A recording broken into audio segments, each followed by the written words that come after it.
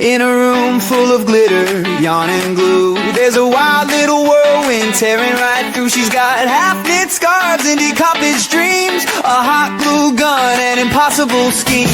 Fabrics flying, buttons rain from the sky. She says I'll finish it later, but we both know that's a lie. She's not here for your order, your schedule, your flow. She's a snarky little sprite that we all call Mo.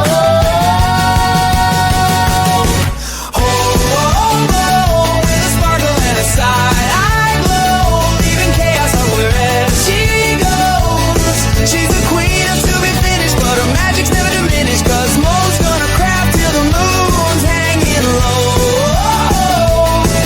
Yeah, sassy and snarky and slightly. Hey, you guys. I hope you are having a wonderful day. Let me turn this down. It always starts so loud. I need to get better at that. But we are back, still crafting, still cross-stitching. I don't know if it's a good or a bad sign that, stabbing things a gajillion times gives me happiness. But, I craft because bail money is expensive, but so is crafting. And we were talking in the last video about Sailor Moon. I am kind of endeavoring to finish one character first, and that's Sailor Moon, and kind of talk about them. Now, as you can see, her outfit is red, white, and blue. People ask me who my favorite character is, and I think I like all the characters. I can see little bits of myself in them, but probably if Mo were to be a character, I would be Sailor Moon or Sailor Pluto. No, not Sailor Pluto, Sailor Saturn. I always get those two confused. They don't even sound the same. I couldn't explain to you why I get those confused. I would blame dyslexia, but there is really nothing related, so who knows? And I'm not a mega super uber fan. Like, I don't know all the ins and outs. But it's just a nice, fluffy little series that I watch when I just need to believe that happiness, love, and a girl just dreaming of getting married to her sweetheart and cooking him a nice dinner and having a happy family, is all that she wants. And, her cats to be good. I mean, her normal life does end up to be kind of Beyonce level awesome. I mean, she turns into essentially the living royalty running Japan in the future. So, I mean, she becomes a queen. So it's not like she, goes to the Aldi like the rest of us, okay? But, and I don't kind of identify with that part, but definitely just the spazzy, kind of goofy person that, will never say no to a good food, never let down a good friend, and never quite believes in themselves, but somehow ends up standing there even when they don't think that they can. And maybe that's why I liked it so much. It was just positive and simple. And that's the funny thing about, crafts like cross-stitch or even diamond painting. If you look at the whole thing, it makes this beautiful picture. But when you're kind of, in the middle of it working, it looks a bit like chaos. And then if you, maintain your diligence, if you keep at it, even when nothing seems to look right, you can't quite figure out how any of this stuff is supposed to go together.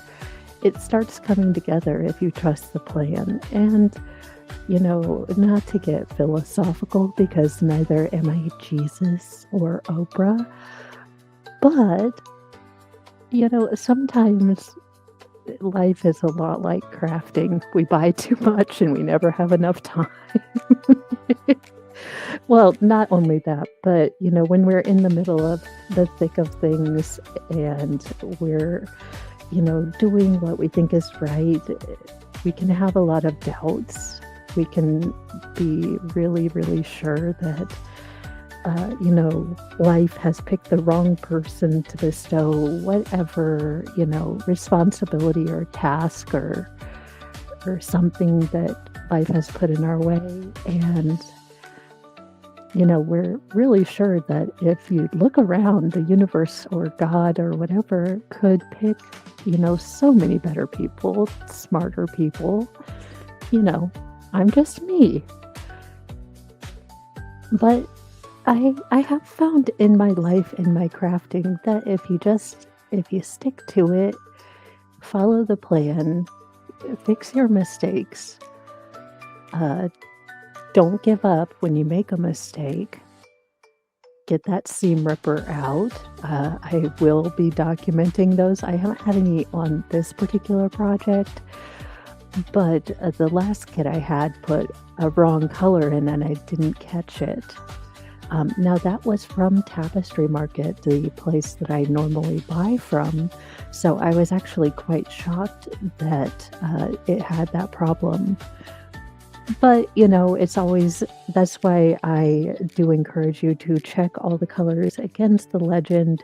If a color seems out of place, you can always check online with the number that is on the pattern and make sure that color is the color. Now, conversely, if you are like me and you maybe are a bit reckless with your thread economy, online, you can go into the little Google search and find colors that are very similar to maybe a color you do not have. But if you have leftover embroidery floss from other things, you might be able to find sort of a substitute color. So that is something that I have done, and I will show you that process on a day when I force myself, when I come back from Dollywood, to start going through and showing you all of my orphan projects. I have so many orphan projects, I think like 4. Now, again, I just really like that thread organizer, not organizer, which is another word that I will be trademarking. I really, really do like it. It's just, again, for someone as chaotic, and I have found that when you lock it into that thread organizer, oh, for the goodness, lock the thread in the organizer. My cats can't get it out. With other sort of thread organizers I've tried, if they get into, if they choose evil that day and they decide to get into my thread, it is not as easy to get it all cleared out. Whereas that one I have found, it keeps things organized. So even if they are able to play with the loose threads at the end, I still have all of my colors separated and secured in that organizer. Now, as you can see, I do have the tension rods pretty tight. Unless I'm going back to do an orphan square, I tend to like a very tight tension on my canvas. Now, other people might not like that, but I tend to like it. I tend to not be a fan of going back to do my orphan squares. So when I have to release the tension, I do not tend to be a fan of the looser tension, just because the fabric isn't as easy to, keep stable. And that makes it just a little more persnickety to do those squares. So, but as much as I'm not a fan of orphan squares, I am not the best at going back to finish orphan square projects. So that's why we are attempting to avoid those this time. Now, you can see obviously that it's not huge projects every time you get there. I tend to work row by row, as I've told you. But with that, I if I only have a small section or small bit of the color on the row I'm currently working, I will carry on extra thread once I'm done with the color that I'm working on in the current row. I will carry it up forward to the next row. So you are essentially working a bit ahead as well. And I find that to really accelerate the project.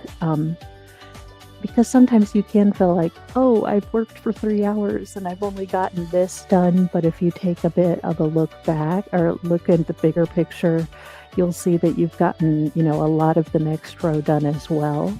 So it is a lot about perspective. If I could just share today, sometimes perspective in crafting and in the real world, just a little shift can make you feel a bit more positive.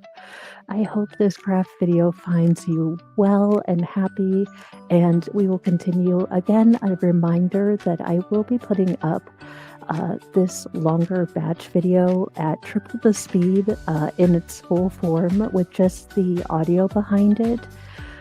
In case you just want to see the progress of the project and not hear me jibber jabbing in the background.